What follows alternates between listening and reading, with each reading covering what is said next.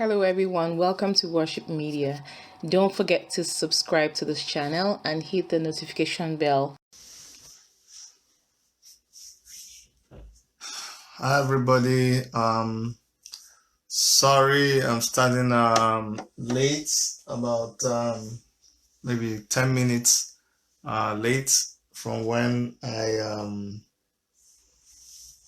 promised to start this broadcast. This is because I was having some technical difficulties. They were using witches and wizards to try to stop me from doing this broadcast. Everything from from sender, die, back to sender, die. All you people that are sending me witches and wizards from Nigeria, they will not cross Atlantic Ocean. They will fly, and then they will become weak and they'll fall inside the ocean. Or I shoot them down with prayer. I shoot them down with machine gun prayer.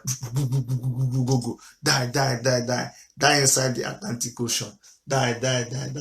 I pray AK-47 prayer for all you people that I know what you did. You went and you went inside my phone and you planted evil spirit, and the evil spirit now made my phone to be switching off, and that's why I couldn't start on time.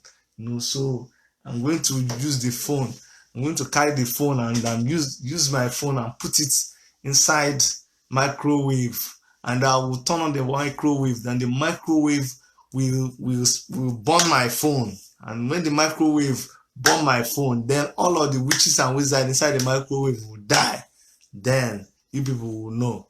That's because I'm a prayer warrior. In Nigeria, it's prayer and war. It's jiggy Christianity. I'm going to look for prophets. I'm going to look for somebody. After this program, I'm going to do all of you that have been sending me, which that you send it through text, it will appear in my phone through my network, and then come and scatter my phone. Back to sender. All of you wicked, evil people are sending me witches and wizards through my phone. That's the Nigerian fashion of Christianity. I like my country, Nigeria. I like anything when Nigeria touch. I just enter another level. Since Christianity entered Nigeria, it has never been the same thing again. Prayer enter Nigeria. Prayer warriors come catch prayer. Forget it. For prayers, don't do something else. There's even a book of dangerous prayers. Hey guys, I'm just using this to waste time and allow some of our people come on board, because I started a little bit late. So I'm just breaking the ice before we get into serious talk. I've been doing some serious thinking, and I promise you, you're going to learn a lot from what I'm going to be saying, not because you don't already know, but because we're just, sharing ideas. You might have a better understanding. I already see a lot of big wigs in the house already, a lot of men of God who I know they know the Bible, left, front, and back. They are left, right, front, and back, and center. They're already here. So I'm not going to be trying to say that I know, but it's a good opportunity for me to share ideas with you, as we continue to focus our minds on Omoyele Sowore. Some people say, Chidi, why are you always talking about this? Don't you have a job to do? Don't you have any other thing to do? I got so frustrated talking to one guy in Nigeria. I just very late, almost 4 a.m. in the morning, and I was still chatting with this guy. We just got to a point. I said, you know what? I'm done. Finish. I don't do it again. And I went and posted on Facebook and said, why do I even bother about Nigeria? The people that you're talking with that are right inside the stress, they're arguing with me. They're trying to tell me that Nigeria is not like I say it is. In fact, That's another problem I have with my friends who go ahead and say, hey, you don't post good things about Nigeria, and their job is to post good things about Nigeria. I don't have any problem with that. Just do your own. Here in Canada, we have a WhatsApp group, all Nigerians in Canada. That WhatsApp group, we just say that it's a village market square. Everybody has their own shop. Everybody has their own shade, and all of them carry their market come. This person they sell building material. This person they sell coffin. Let everybody sell their own. Okay, so this one are my own market. They sell my own market. You get your own sell. My market now all the annoying things where they happen for Nigeria. My market are all the injustices in Nigeria. Leave me to sell. You where you think say Nigeria they good. Where you think say Nigeria there's justice in Nigeria. You where you think say Nigeria is the best place to live in the world. You where you think say Nigeria they produce the richest people. Just they sell your own markets. I don't get any problem with that. But me, I say that Nigeria is performing below par, and that's why you see me featuring on a lot of things that go wrong in Nigeria. I mean, if 5,000 people are not eating and one person is eating a big bowl of amala and a wedu soup, does that mean that everything is in Nigeria? Then you post that one person and say, Chidi, look at it, look at it. If one person is driving a luxury car, a Cadillac in Nigeria, you post it and show me, and then no, is everybody driving that car? If somebody is driving, if one governor puts street lights on 200 meters of road and tile the thing, and they put paint and everything, and they turn on the lights in the night, and you just come and show me that, look, your 2 minutes video is not up to 1 kilometer. That's your 2 minutes video. You just strode on about 200 meters 300 meters road and you post it and you want me to clap for you. How about the rest of the 70 kilometers of that road that you didn't show me? Come on, who are we kidding here? Come on. You show me a little estate of 5-6 houses. Don't you know I'm an architect? Show me the rest of the 40 hectares that was supposed to be earmarked for that project. Show me those ones. You're not showing me. You're not showing me. You show me a well-equipped hospital, one hospital, and you showed me that hospital the year that they established it. Why don't you show me that hospital like 3 years after? By then, they've stolen everything. The machines are not working. The gas has finished. Oxygen has finished in the tank. Show me the hospital 3 years or 4 years after now. Then we are talking. You show me where they are commissioning one water project that they heat the tank behind the house. Then you show the governor comes there, he takes water and he drinks. That governor cannot drink that water if it's not that they put a swan water bottle. Is that water is coming from a swan water bottle that is connected to a pipe? That's why he's drinking it. He doesn't trust that project enough to drink that water that you're seeing. He cannot even drink. You can't even drink water when the pipe was just installed like yesterday. I'm a contractor. I'm telling you, the potty that they use for the project will still be tasting in that water. So that water that you're seeing the governor drinking when he was commissioning, it is not the water coming from that project. Come back to that project a month later, you'll find out that pipe is not even connected to anything. What is it connected to? Is there a national grid? Is there a statewide grid for that water? The borehole that they drilled, does it have a treatment plant? Come on now, think. So you come and show me all those things and tell me Nigeria is perfect. Nigeria is not good. It's not good at all. Anyways, that is my preliminary ranting. Today, I want to discuss with you tests and trials. And I want to declare to you, after my observation, after studying my friend Omoyele Sowore, after a long time in this struggle, after listening to a lot of people, I went back and I studied the life of Omoyele Sowore, and I'm going to me and Erica, we're going to sit down and do a kind of documentary on his life because we've been really studying about him. I have finally come to the conclusion, listen to this, and it's going to shock you.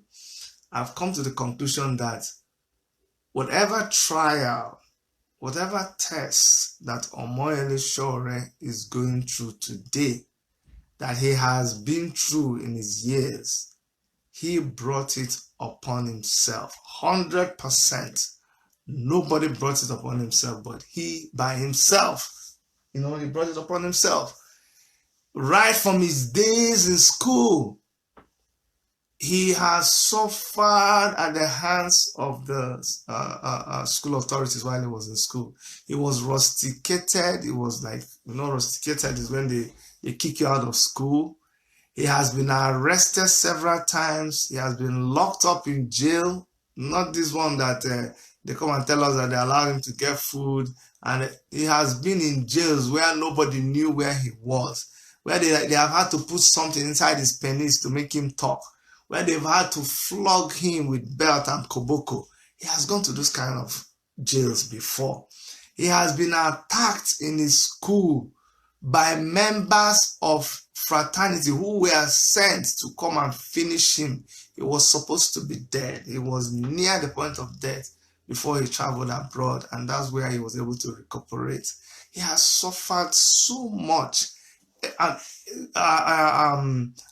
His bank account has been frozen. There is so much that has happened to him. They've sued him to court several times. Pastors, G.O., Saraki, so many people. They've shut down Sahara reporters. They've reported him to American government. So many things that he has suffered. During the political era, a lot of people were hired. They wrote all kinds of rubbish against him.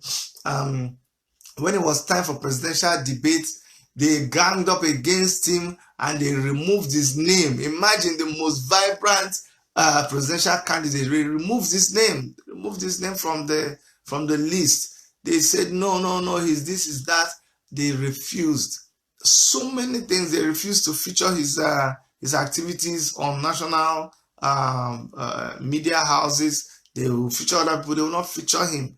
They brought a stooge, a mole inside the political party that he founded, and they made the court. The court sided this person. The government worked with this person, used this person at the court to say they have sacked him from the same organization that he founded. The same organization that he was in America. He put his money even before they started raising money. Same organization, they came and went to court and they gave order that they sacked him from the court. Not only that, now finally is at the point where they actually go. He is talking about the situation in Nigeria. They send DSS. They go to where he is. They handcuff him. They bundle him, and they kidnap him to somewhere in Lagos. They refuse. They say they don't know where he is. After so much trouble, they now carry him to Abuja, take him away from his family, take him away from his wife, take him away from his business. People begin to agitate. They say they should release him because he's not supposed to be held there for 8 hours. As if that was not enough, the court even gave an order. And actually, DSS said they needed 90 minutes. But before this happened, they just started smearing his name, channels, TV, NTA, all the newspapers in town. They just started carrying information about how Sowore is a criminal, how blah, blah, blah.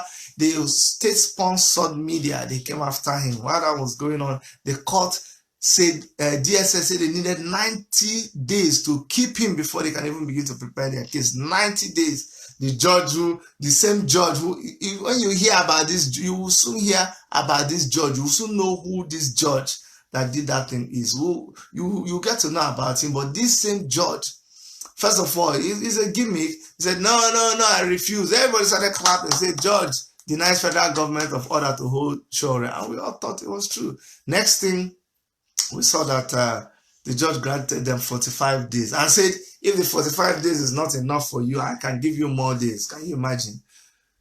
And all this, and so many things I cannot tell you about has been happening to Omoyele Sowore. And people are wondering why. And me, I was wondering why. Until finally today, I made up my mind that it is his problem. It is wahala. He brought this whole thing upon himself. It was a very tough point for me to come to. But I know a lot of you are wondering, Chidi, why? What happened? Did they send people to your house to threaten you? Did the government kidnap somebody from your family and tell you, if you don't change your story, they're going to kill you? What is going on? This is a shock to us. Let me explain to you. You see, it's not just for me to be able to come to this conclusion. I had to study the life of people who have been through similar things that Omoyele Sowore has been through. I also came to understand that there are two types of people. You see, some people just stay. They are very cautious. They are very cautious. They don't take risks. They just don't get into anything that will bring problem to them. And these people, they don't get into trouble. They don't get into trouble at all. Life just goes easy for them. There are other people. Every step of the way of their life, there's trouble, there's trouble, there's trouble. And I came to understand something about these people. Look at Martin Luther King. Look at Nelson Mandela.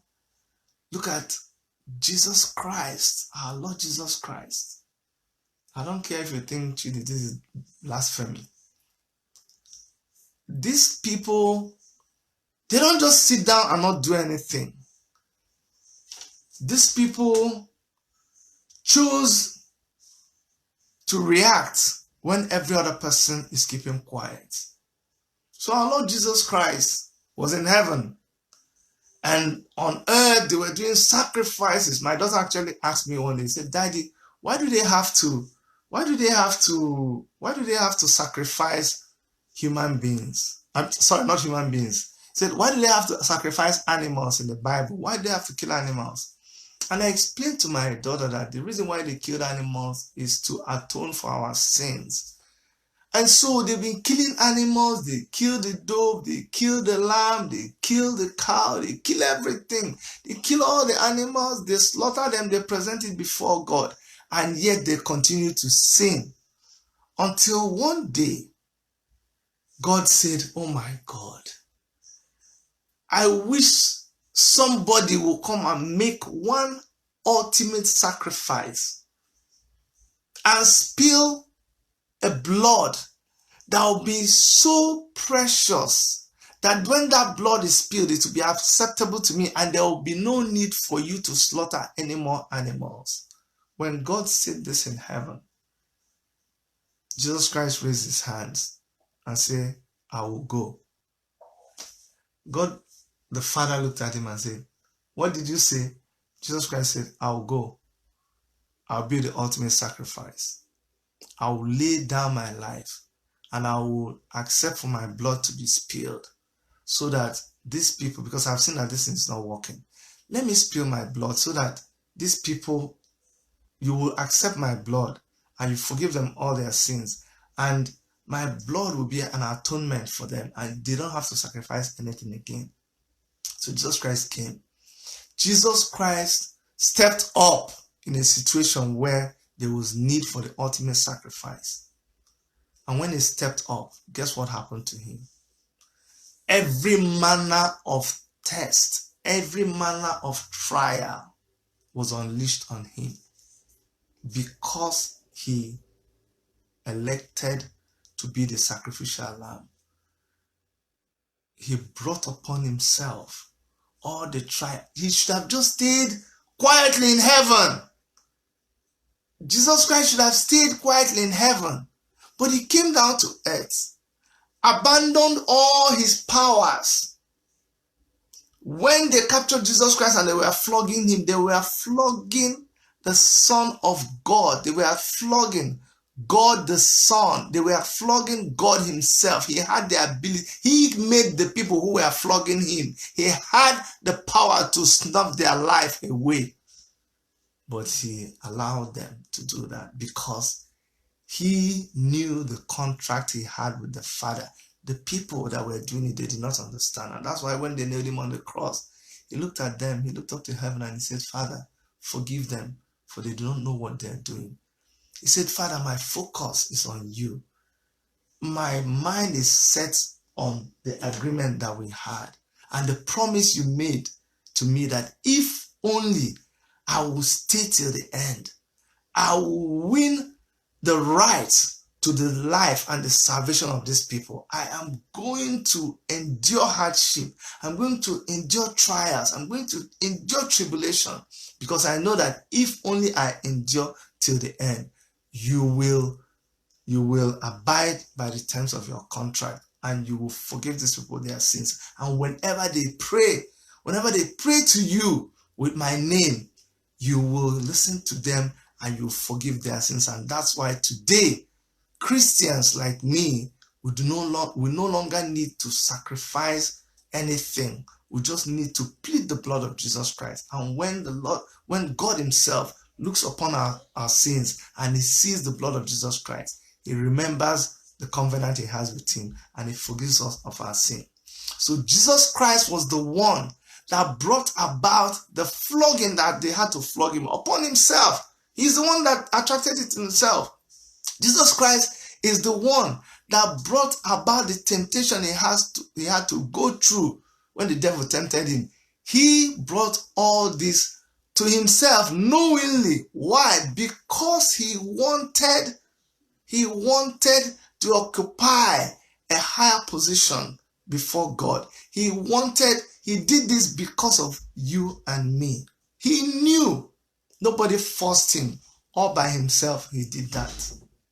Now, I want to let you know that for those of you who have ever attempted to become something in life, for those of you who have refused to be mediocre, if you've ever longed to be different from the pack, if you've ever longed to be one who excels, if you've ever longed to be in a position where people look at you and they desire to be like you, if you've ever been that kind of person, please write me, text here, put down a comment that life was easy for you, because it's usually not. Let me give you an analogy.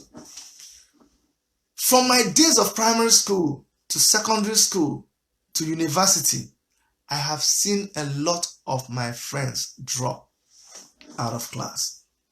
I'm not talking about the ones who dropped out because of economic conditions. I'm talking about the ones who got tired of school. They did not want to continue, so they dropped out. They looked for something some of them went into the easy life, maybe started stealing. One of them, I remember one guy in those days in school, he left secondary school, he didn't finish, he started hanging with bad boys. Later on, we heard that he was killed. Another one happened in secondary school. That is the choice they made.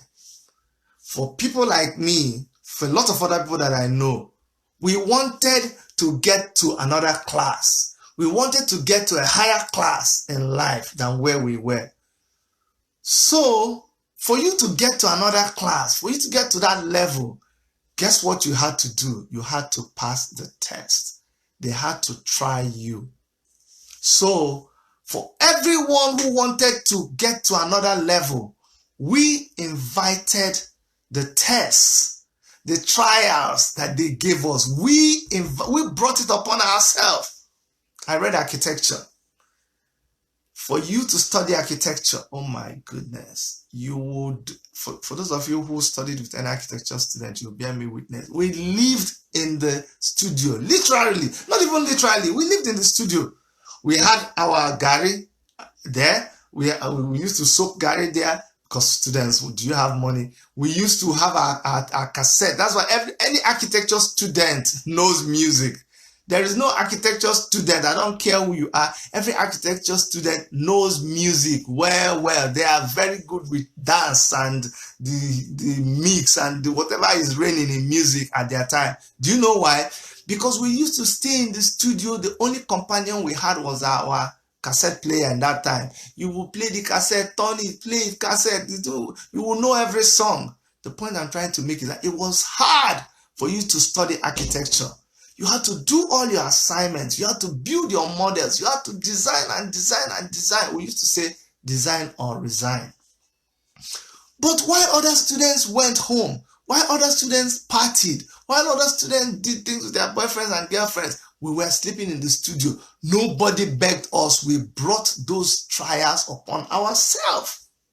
We brought all the tests that we needed to pass, and that's the point. We asked for this test. After we asked for the test, we put ourselves under torture. Remember how you read for WAEC? Remember how you read for GCE? Remember how you read for JAM? Now who send you? Now you send yourself. Nobody beg you. Now you carry your hand, go buy the form for yourself. So now Sowore, now him bring all of this problem. It is Sowore that brought all these tests and all these trials that he's facing. Nobody but him brought it upon himself. But that is just the fact about life.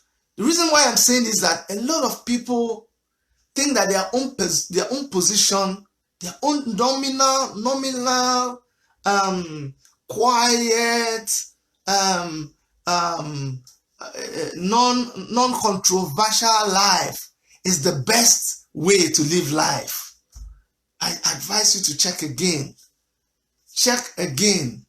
That life of no trouble, that life that is stress-free, and yet from your position, you see, and honestly, I classify myself as one of the people who are always in one kind of controversy or the other, facing this, facing that, because I'm very restless. I'm not comfortable with the situations that I find myself in. I'm not. I always desire something better. And to complicate matters, I've had to pass through leadership that believes in excellence. I've been tutored, I've been mentored, I've been trained by leaders who believe in the best or nothing. One of them is watching right now. But I have not been comfortable with mediocre life. No. So I'm always striving. I'm always striving to be the best at what I do, at wherever I find myself. So to do that, I always have loads and loads and loads of trials, of tribulations, of tests. But the important thing is that you have to pass this test. And so, when they set JAM for us, we passed. And that's why we were promoted and we went to the university. When we passed, it was the standard 6, they called it that time, and our common entrance in primary school, we were promoted to secondary school. When we passed GCE and school certificate exams and JAM, we were promoted to university.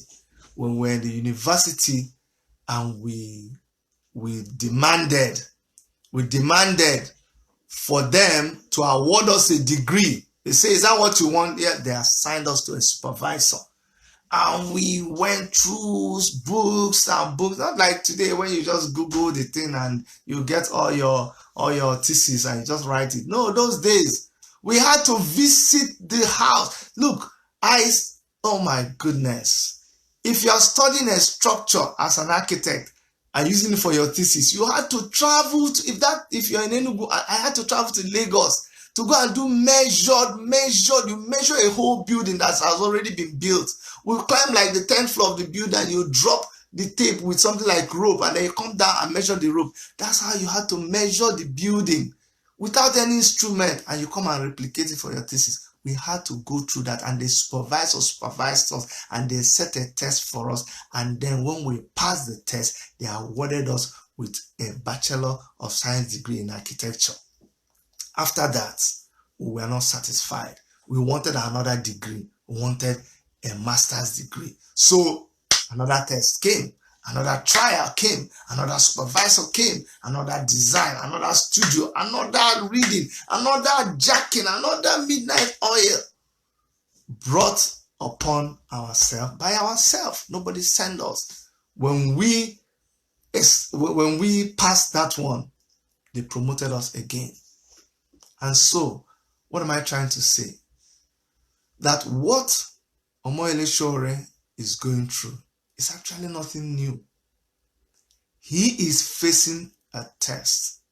This test that he is facing right now is the same test that people who have desired what Omoyele Sowore desires now, a country, a society where justice prevails, a society where there's equal opportunity for everybody, a society where the leadership does not allow its citizens to be slaughtered every day and does nothing about it.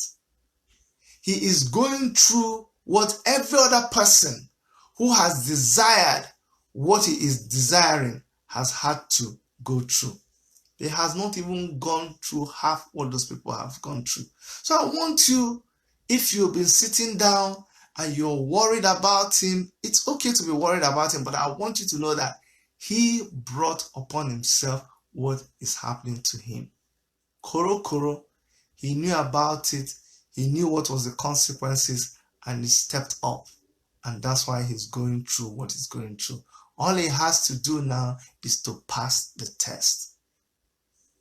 All he has to do now is to go through these trials and tribulations, because at the end of it, awaits for him a crown that awaits every other person who stayed till the end, every other person who did not give up, every other person who passed the test. They all get rewarded. That is what he is faced with right now. So for those of you who don't want to be part of any test, for those of you who are comfortable with not trying at all, for those of you who don't invite, you stay away. You stay away from desiring. You stay away from exploring. You stay away from being adventurous, so that trials and tests and tribulations don't come your way. Fine. But for somebody like Omoyele Sowore, for someone like me, we are like a flower and the bee, if that's a good example to use. We like to bloom. We like to enjoy ourselves. We like to be free. And when we do that, we become exposed, and the bees can come to us. And when they come, they perch on us, they suck our nectar, they take from us what we are willing to share with every other person. Sometimes it is painful. Okay?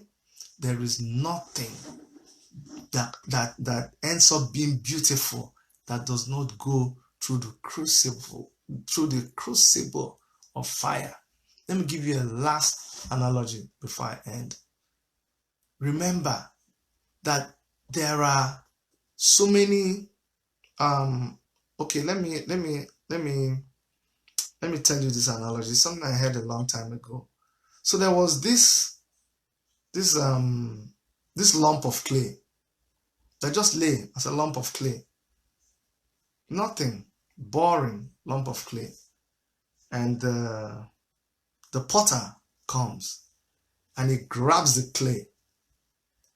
And if those of you who know how they make pots, you will understand. But those of you that you're looking at a china ware, or you're looking at a piece of ceramic artwork and you're admiring it and it's beautiful, you don't know the process it goes through.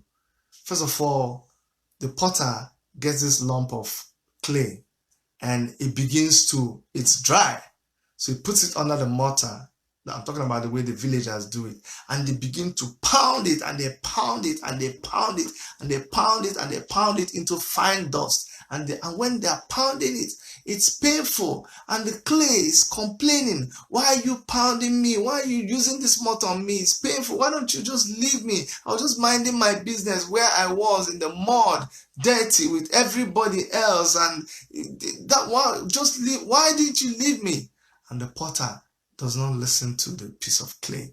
After that, the potter mixes it with water. The water touches the clay, and the clay says, oh my goodness, finally, there's peace. Oh, this is cooling. I enjoy this. But the same potter goes to the clay, grabs it again, and begins to press the thing and mash it up and press it and does all of that.